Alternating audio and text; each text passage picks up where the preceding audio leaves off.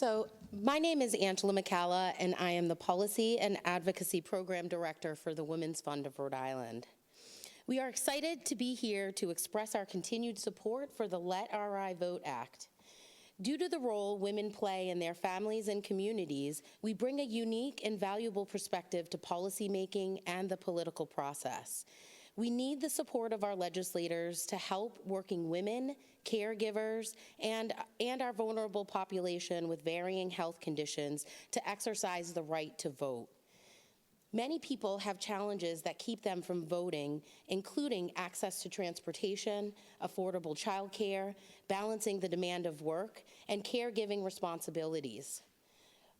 For the single parent with limited support for and access to daycare, being able to vote without having to leave their home is saying your voice matters.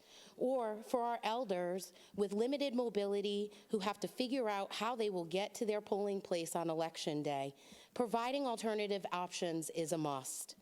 The average working class Rhode Islander may not have the flexibility or the luxury of knowing their schedules ahead of time and can't take the time they need to go to the polls. We say no one should have to choose between their jobs and responsibilities or risk the well-being of their families and communities to participate fully and equally in our democracy. I know what it's like to be a young mother needing to hold 2, sometimes 3 jobs while going to school and raising my young child. Also trying to keep a roof over our heads, food on the table, and clothes on our backs.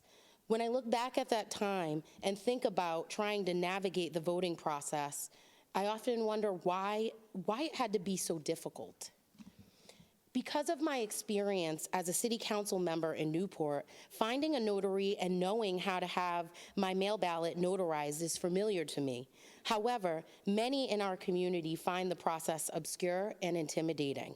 We already have a signature matching process to verify a voter's identity, and we know that the signature of notaries and witnesses are not verified by election officials. So how could this not be seen as anything more than a barrier to making it harder to cast mail ballots? During the 2020 election process, we saw that when Rhode Islanders were given more flexible options for casting their ballots, they overwhelmingly chose to vote early and by voting by mail without requiring witnesses and notary or a notary. Since the emergency provision has expired, we've actually held several special elections. And what we saw were voters' mail ballots being rejected because they were not in compliance with the witness notary requirements. Having the rule makes it more likely that more ballots will be rejected.